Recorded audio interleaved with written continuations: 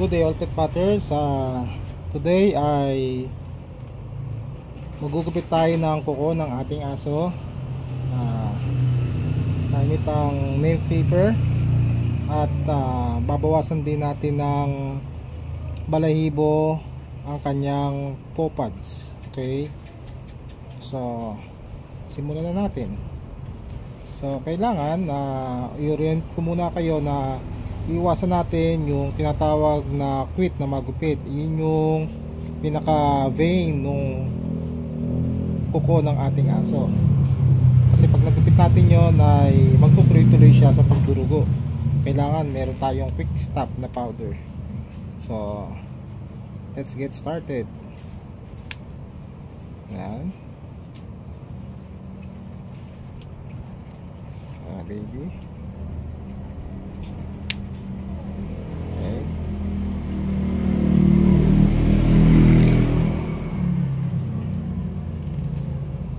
Pinakamaganda talagang maggupit pag bagong paligo ang aso, kasi malambot ang kuko at hindi siya nagka-crack.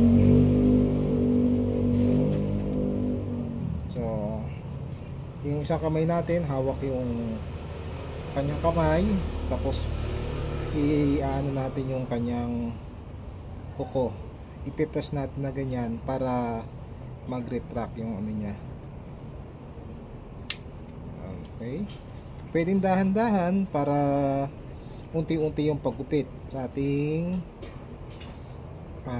kuko ng aso. So ayan, tulad nito, meron pa. Ayan, tapos dito naman tayo sa princess ito, kanyang itong kuko na to, joklo. Come on.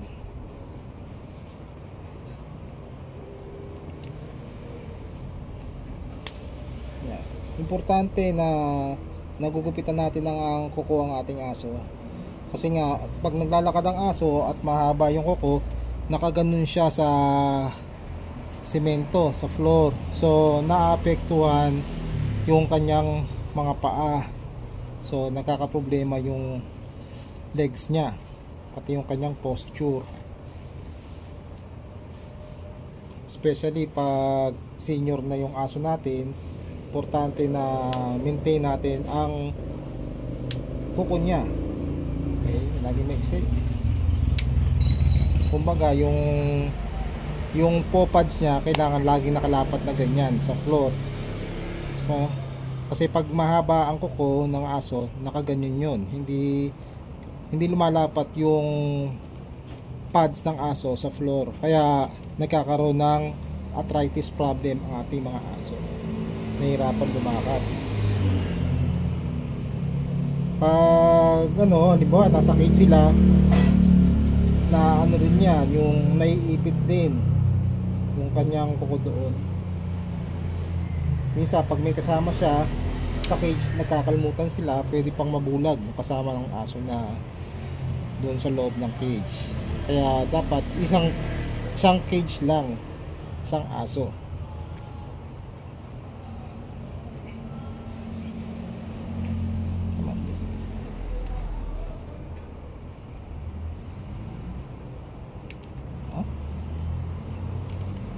Okay. Yan.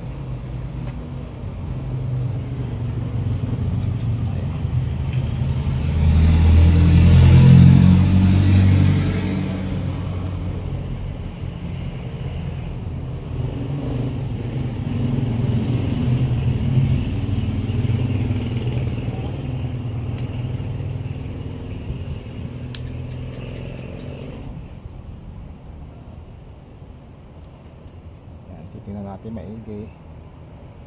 Di baling medyo mahaba ng konti, wag lang dudugo, kasi pag dumugo problema tayo. Pag wala tayong quick stop powder, pwede tayong gumamit ng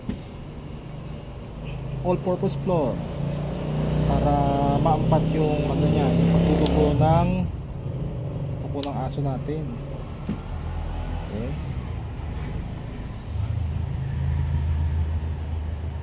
ginagamit ko yun eh, pag ano, pag aksidente na napaiksi yung kupit. Minsan kasi lalo na pag medyo malikot yung aso, biglang gumalaw, ayan, kahit hindi natin gusto, pag gupit natin, ayun, napaiksi, magdudugo. Kailangan ready tayo sa ganung senaryo.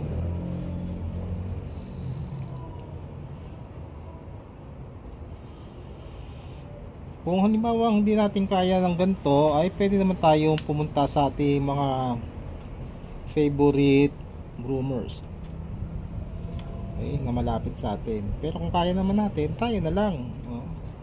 At least nagkakaroon tayo ng bonding moment sa ating alagang aso. Tsaka wag masyadong mataas yung pag-angat dito kasi baka mabali yung kanyang buto dito. So alalay lang, parang nakares lang yung paa niya sa ating kamay. Okay,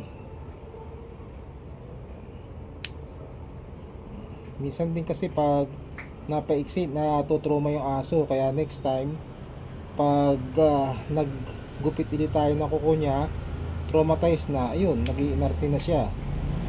Kaya importante talaga hindi dumudugo yung, hindi natin napapadugo yung ano, yung veins ng aso natin. Kaya face mask lang tayo at tayo ay magugupit na ng balahibo sa kanyang talampakan. Ito natin. So, gamit tayo ng gunting. So, gamit muna tayo ng, ito meron tayo dito carb scissors. Okay.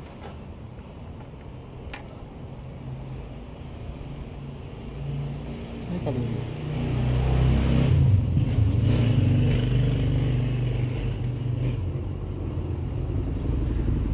Yan. So, unang-una, suklayin muna natin yung kanyang balahibo.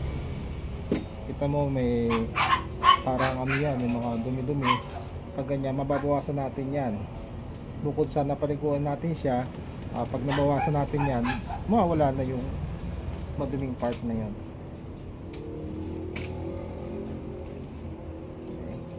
Bali ang magiging guide natin na yung kanyang paw pads.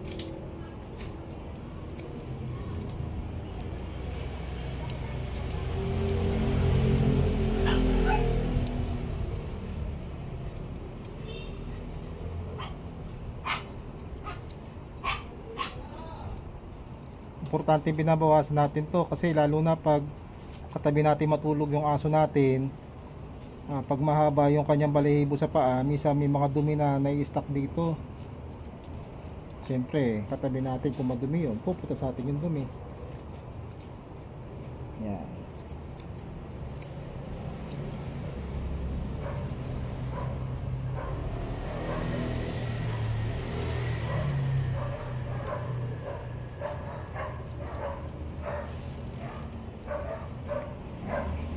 Pag masyadong mahaba din yung balahibo dito sa kanyang talampakan, nagkakaroon din ng matting yan. Kung nagbubuhol-buhol din siya. So kailangan natin pag ganun, putulin din. Ingat lang tayo kasi nga minsan tulad yan, dumidila yung aso natin, iingatan natin.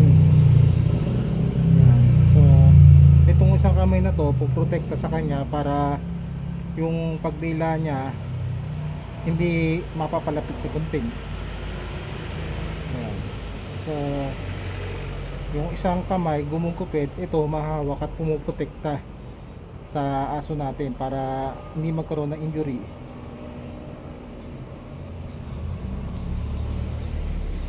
Ito mo.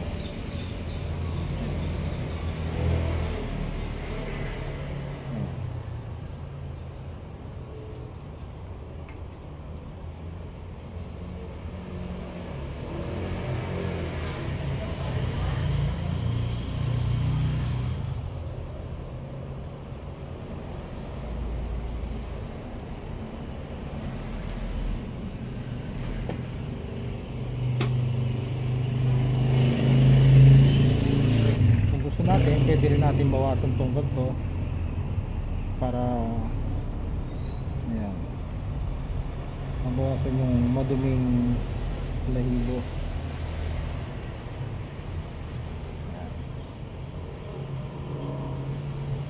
Okay, so dito naman tayo sa para hindi tayo malito, right side kung right side, tapos left side kung left side.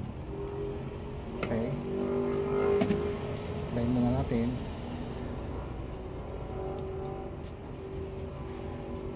Tapos ilahin natin yung mga balahibo nya pababa, tapos yun nga guguntingin natin. Ang pinakabasahan natin ay itong kanyang pads, pads.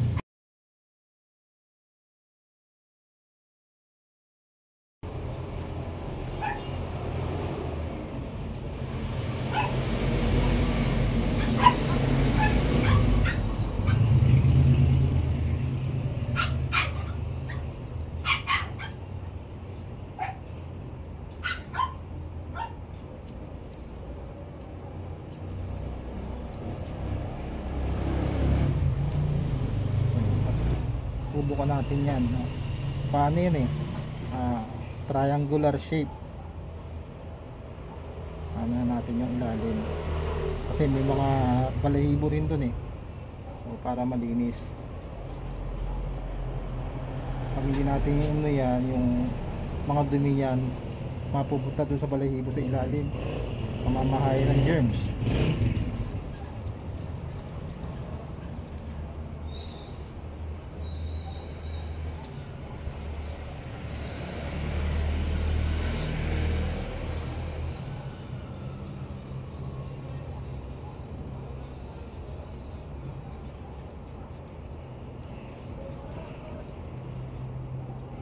Kaya nyo rin gawin to, dahan-dahan lang. Nung nagsisimula ako, hindi rin naman ako marunong.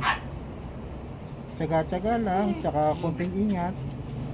Tsaka huwag tayong gagamit ng paper scissor kasi yung paper scissor hindi naman design para paggupit ng buhok o kaya balahibo ng aso. Yung paper scissor kasi pag ginunting mo yun ng ganyan, hindi mo na mahahabol agad-agad. Hindi tulad nito, mahahabol mo. Okay.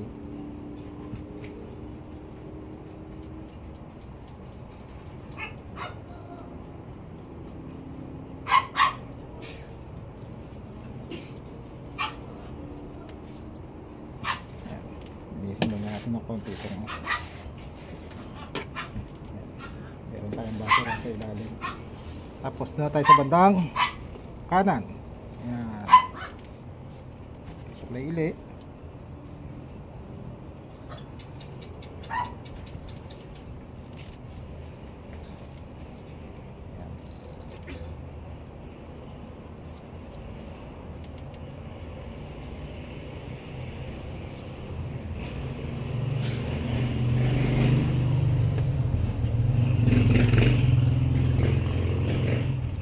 Mauuna yung paggupit natin ng kuko, tapos yung kasunod itong paggupit sa balahibo sa kanyang paw pads. Kasi nga pag inuna natin dito kung gupitin muna yung balahibo sa paw pads, mahaba pa yung kuko nya. So yung gusto nating length na nagupit na maiksi ay hindi masusunod kasi nga meron pa siyang kuko hindi pa nababawasan. So bawasan muna natin ng kuko. First thing first, yun yung ano. Tsaka dapat bagong paligo ang aso natin para malinis at malambot ang kuko pati ang kanyang balahibo kasi nga nabasa. Paliligo, nakakalambot ng kuko yun. Parang sa tao din, lumalambot din yung kuko natin pag bagong paligo.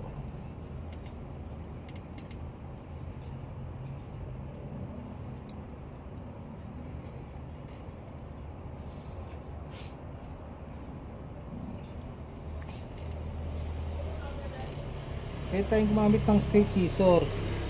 Yung straight scissor ko kasi mapurol kaya curve scissor na lang ginamit ko. Yung isa ko namang pinahasa na straight scissor, hindi naging maayos kasi yung tornilyo niya nasira. So ngayon hindi ko na nagagamit yung kanyang yung isa kong straight scissor. Kahit matala siya ay nasira yung tornilyo niya. So useless yung pagpapahasa ko. Dapat pala pag nagpahasa ka, huwag mo nang patanggal yung tornilyo. Kaya tanggal ko kasi yung tornilyo para matalas hanggang dun sa pinakapuno. Hindi pala maganda yon. Yung pagbalik ng tornilyo wala na. Niremedyohan na lang ni kuya, kaya lang wala rin. Hindi ko rin nagamit na maayos. Sira agad. Sayang lang.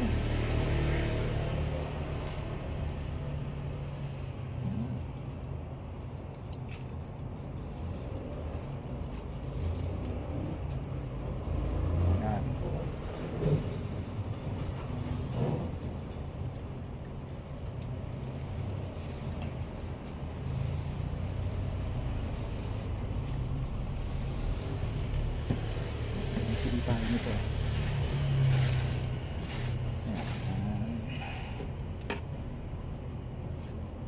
Kung gusto niyo yung ganitong klaseng content na pag-aalaga ng aso at pag-groom, pwede po kayong mag-subscribe, mag-like at mag-comment po sa ating pong YouTube channel, All Pet Matters.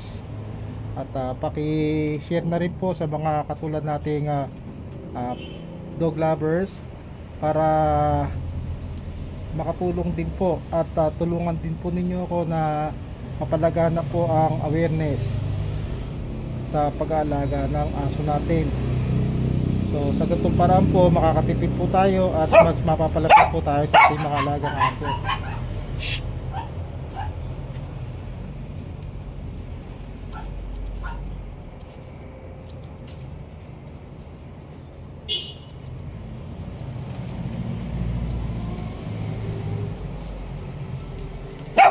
Oh.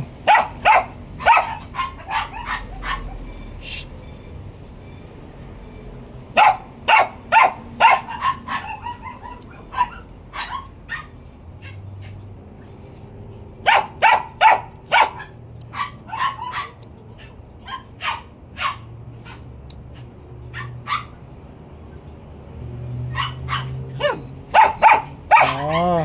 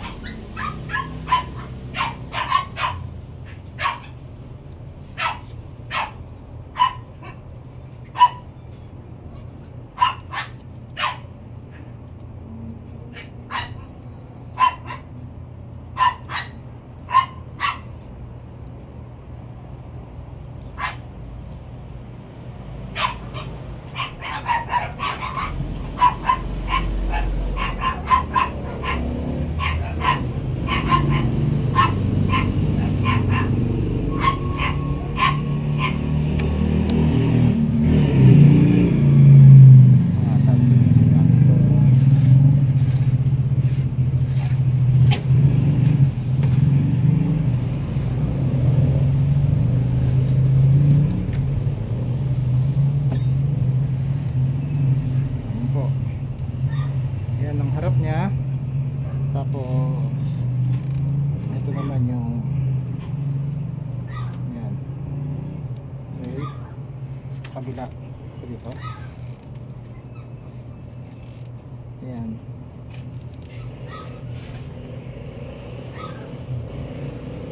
Dito na lang po ang video natin. Thank you very much for watching, and I'll see you again on our next video. Bye bye.